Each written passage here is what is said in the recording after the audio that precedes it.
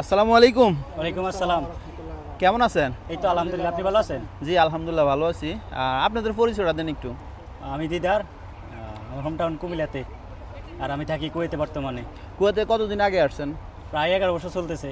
কুয়েতের সুযোগ সুবিধা বা কোন কোন কাজের একটু বিস্তারিত মানে শর্ট টাইমে যদি একটু বলতেন সব ধরনের বিষয় নিয়ে আর কি, আর পরিস্থিতি কুয়েতের কাজের বা কোন ধরনের মানে এভরিথিং সব মিলে আর কি একটু যদি বলতেন শর্ট টাইমে। আপনার কুয়েতে আসলে অবশ্যই কাজ জানা বেশি আসতে হবে।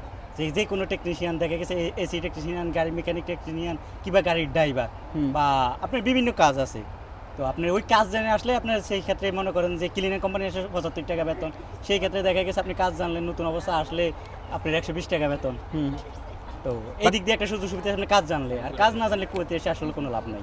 আচ্ছা এখন যে মনে করেন আকুদুকুমা যে বিচারটা যে বেতন 90 টাকা করছে, এটা কতজনে পায় বা কাগজে কলমে হয়েছে বা বাস্তবে হয়েছে কিনা? আসলে ওই যে নামই হয়েছে, বাস্তবে এখন পর্যন্ত হয় নাই। কিন্তু অনেকে তো এখন নতুন আসতেছে 90 টাকা বলে, তো এখন এই বিষয়ে যদি একটু বলতেন। এই বিষয় বলতে গেলে আপনারা অবশ্যই যাচাই বাছাই করে আসবেন। মানে এভাবে দালালে চক্করে করে আসবেন না, নিজেও নিঃস্ব হবেন না, এটাই বলবো। আর বর্তমানে আপনি কি কাজে আসলে সবচেয়ে সুযোগ সুবিধা বেশি পাবেন? বর্তমানে সবচেয়ে বেশি হলো আপনার গাড়ির মেকানিক। গাড়ির মেকানিক, হ্যাঁ। বা কিছু কিছু কাজ আছে, সবাই তো আর মেকানিক কাজ শিখে না। না। তো যারা শিখতে পারবে বা যারা শর্ট টাইমে যে কাজ শিখতে পারবে, ইলেকট্রিশিয়ানের কাজ আছে, এসির কাজ আছে, গাড়ির ড্রাইভিং আছে, সেই ক্ষেত্রে আপনার ভালো, যদি আপনি ভালো কোম্পানিতে আসতে পারেন। তো আর এমনি কোন বিষয়ে আসলে মানুষ সবচেয়ে সুযোগ সুবিধা বেশি পাবে? অবশ্যই আহলি বিষয়তে আসতে হবে। আহলি বিষয়। আকু বিষয় এখানে কিছু করতে পারবেন না।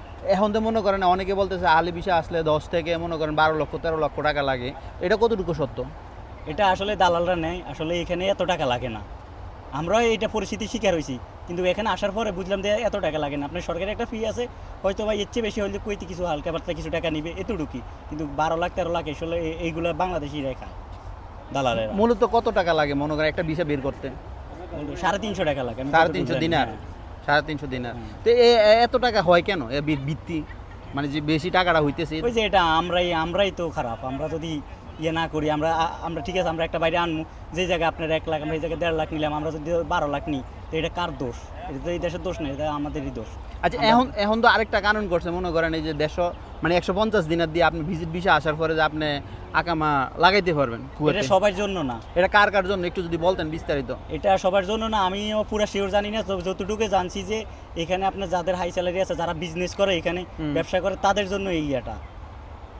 আমি একটা নিউজ পাইছি আজকে, ঠিক আছে, ওই নিউজটা থেকে আমি বলতেছি আর কি। এটার ভিতরে মনে করেন আপনার ডিগ্রি যারা পাত্র শুধু তাদের সুযোগ সুবিধা হবে, এবং কি 17 নম্বর আগামা ক্যাটাগরি যারা আছে সরকারি সেক্টরে, ঠিক আছে, তারা যদি আনে ভিজিট ভিসা, এবং কি আপনার ডিগ্রি থাকতে হবে, ইঞ্জিনিয়ার, ডক্টর, মানে এমন পর্যায়ে আর কি উচ্চ লেভেলে যারা আছে, কোনো কোম্পানি বা সরকারি সেক্টরে যদি আপনারা করে আর কি, মানে মনে করেন তাদের প্রয়োজন, তারা আপনার সরকারের কাছে আবেদন করে, তাহলে মনে করেন আপনি ওই জায়গায় ট্রান্সফার হইতে পারবেন, বা ইয়ার থেকে আর কি ভিজিট ভিসার থেকে আপনি আকামা লাগাইতে পারবেন।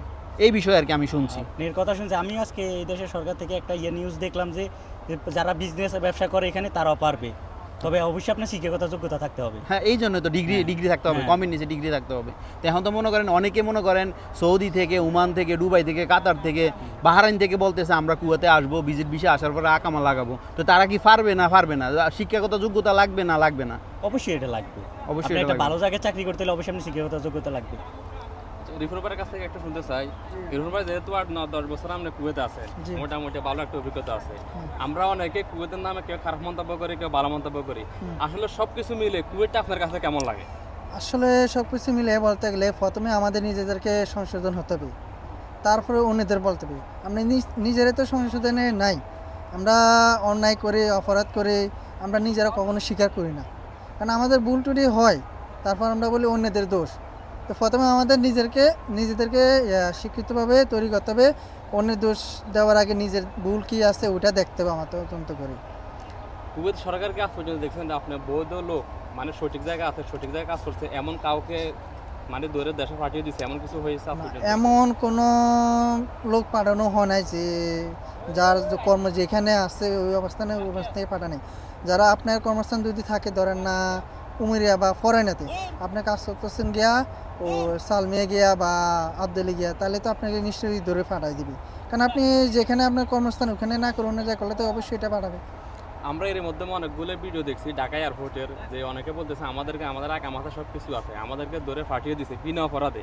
আসলে এটা কি সত্যি এইভাবে বিনা অপরাধে ধরে ফাটিয়ে না, দিছে? বিনা অপরাধে ফাটাবে কেন ভাই? আপনি যদি অপরাধ না করেন আপনি কি কেউ হাত তুলবে না? আপনি যদি দেখেন আপনি আমার সাথে কথা বলতেছেন, সুন্দর ব্যবহার করতেছেন, তাহলে আপনি আমার সাথে সুন্দর ব্যবহার করবেন নাকি? আমি যদি খারাপ হই তাহলে আপনি আমার খারাপ ব্যবহার করবেন। এই দেশের সরকার তেমন, আপনি যদি খারাপ পথে থাকেন তাহলে সরকার আপনাকে ধরবে অবশ্যই। বর্তমানে যারা প্রবাসে আছে, অবস্থারত আছে, তাদের উদ্দেশ্যে কি বলার আছে? যারা আছে আমি মনে করি যারা আপনার যে ক্যাটাগরি বিষয়তে আছে, যেই কাজে আসেন ওই কাজে থাকেন, যেই কোম্পানিতে আসছেন বা বাইরে কাজ করার চেষ্টা একটা করবেন না। কারণ বর্তমানে পরিস্থিতি বলতে গেলে আপনি সরকার যেটা নিউজ দিছে আপনার কর্মস্থান যেখানে ওইখানে করবেন, এর বাইরে করতে যাবেন না। কোম্পানিতে দরকার হলে ওই জায়গাতে করবেন ওভার টাইম, এর বাইরে কিছু করতে গেলে যদি আইনগতভাবে ধরা পড়েন আপনি, তাহলে আপনি নিশ্চয়ই জেল হবে এবং তারপরে আপনি দেশে পাঠিয়ে দেবেন। এটা হচ্ছে কুয়েতের নতুন আইনের রুল। হ্যাঁ, হুম। আচ্ছা, আমি আরেকটা কথা বলি, আমি প্রায় ভিডিওতে বলি আর কি, মানে প্রবাসীরা প্রত্যেকে টাকা সেভিং করার জন্য। এই বিষয়ে আপনি কিছু বলবেন? আসলে এটা আমরা নিজেরা ভুল করি সেভিং না করে, কারণ এটা শেষ পর্যন্ত আমরা নিজেরাই পস্তাতে হয়। লাস্ট পর্যন্ত দিই, শেষ পর্যন্ত আমাদের হাতে কিছু থাকে না। গত পরশুদিন আগে আমি একটা ভিডিও দেখছি, একটা আঙ্কেল উনি ওনার বাপ দাদার যে বিড়া, ওই বিড়া বিক্রি করে শ্বশুর বাড়িতে যেয়েছিল, ঠিক আছে। পরবর্তীতে উনি অসুস্থ হওয়ার কারণে ওনার ওয়াইফ, ওনার বাচ্চারা ওনাকে বের করে দিছে ওনার বাড়ির থেকে আর কি। তো রাস্তায় শুয়ে রয়েছে, ওনার যে বাপ দাদার যে বিটা আছে ওই এলাকায় যে রাস্তায় শুয়ে রয়েছে। এই বিষয়ে কিছু বলবেন আপনি? এই বিষয়ে কি বলবো, আসলে এই বিষয়ে বলার মতন তেমন একটা আমার পরিচয় নেই, কারণ এটা ভুল ওনারও আছে, যেহেতু নিজের বাপার বাড়ি বিটা বিক্রি করে শ্বশুর বাড়িতে করছে, এটা অন্যায় এখানে ওনার আছে, ঠিক আছে। আর বিশেষ করে উনি সেভিং করে নাই, টাকা সম্পূর্ণ ওনার ওয়াইফের কাছে দিছে। তো আমি এই কথাই এটা বলতে তো- চাই, ভাই টাকা নিজের কাছে রাখেন। এখন বর্তমানে ওনার কাছে দিবেন, তবে আপনি হ্যাঁ, সংসারে 10% যতটুকু লাগে। দেন, 30% সংসারে যতটুকু। আপনার কাছে রাখেন, আর 50% খরচের জন্য দেন, তাহলে হয়ে যায়। না, আমি এই জন্য বলি, কারণ ভাই এখনকার যে বর্তমান যে সময়টা, এখন হইছে এআই যুগ। এখনকার মনে করেন আপনি এখানে আছেন, আপনার ব্যাংক আপনি এখান থেকে কন্ট্রোল করতে পারবেন আপনার অ্যাকাউন্ট। হ্যাঁ, ঠিক বর্তমানে আছে। পরিস্থিতি আছে এটা। আর বর্তমান সরকার এখনকার যে একটা কানুন করতে আছে, আমি এই সরকারকে ধন্যবাদ দেই, কারণ প্রবাসীরা যেহেতু টাকাগুলো কাজে লাগাইতে পারে, আপনি যেই কোনো দেশে থাকেন না কেন ওই দেশেও আপনি টাকা উঠাইতে পারবেন, কোনো সমস্যা নেই। আপনি টাকা জমা করেন ব্যাংকে, আপনি উঠাইতে পারবেন, খরচ করতে পারবেন, বা আপনার যে প্রয়োজন হয় ব্যবসা বাণিজ্য আপনি কাজে লাগাইতে পারবেন, হ্যাঁ। ঠিক না? এটা এই জন্য আমি সরকারের অসংখ্য ধন্যবাদ জানাই এই কাজটা করাতে। আর এটা যদি মনে করেন সম্পূর্ণ করে আর কি, তাহলে আমরা উপকৃত হব, প্রবাসী যারা আছে অবশ্যই তারা। সবাই উপকৃত হবে এটা। তো আর এই ধরনের ভিডিওগুলো কেমন লাগে আমাদের এই চ্যানেল থেকে? আলহামদুলিল্লাহ, ভিডিওগুলো ভালো লাগে, অনেকে অজানা তথ্য থাকলে জানতে পারে এখান থেকে, কারণ যারা নতুন অবস্থা আসবে তারাও দেখে শুনে আসতে পারবে, যে ভিডিওগুলো দেখে বা আপনাদের বা কুয়েতের খোঁজখবর নিতে পারবে। আর যারাই আসবেন আগে জেনে শুনে আসবেন। আর ভিসার ব্যাপারে একটা জিনিস কি, আমাদের এখানে ভিসাটা মূলত অতটা খরচ হয় না, হুম। এটা মূলত আমরা নিজেরাই টাকাটা নিই অন্যায়ভাবে। আপনি নেবেন ঠিক আছে, সমস্যা না, খাবেন 50,000 টাকা খান বা 1 লাখ খান, কথা আপনি এখান থেকে 3-4 লাখ টাকা খান, তাহলে এটা অন্যায় হয়, এটা অবশ্যই জুলুম হয় বড় ধরনের। অবশ্যই। কারণ একটা মানুষ দেখালো তার জমি বা কারো থেকে ঋণ করে আসে, আপনি আবার গিয়ে দেখালো কাজ দিবে, কাজ দেয় না, অনেকে আছে এরকম অন্যায়ভাবে ইয়ে করে আকামা লাগাই দেবে, আকামা লাগায় না, ঘুরায় বছরে ঘুরেলা পরে সমস্যা ফেরা বা ধরা পড়ে আকামা না, তো তখন দেশে পাঠাবে, তখন তারা ওই আর গুরুত্ব দেয় না, তারা কল দিলে তাদের কল ধরে না, তারা যাক, এগুলা আপনার অনেক ভোগান্তি হয়। আপনার গুরুত্বপূর্ণ তথ্য দেওয়ার জন্য অসংখ্য ধন্যবাদ। ভালোবাসা অবিরাম, সাপোর্ট চাই অল টাইম।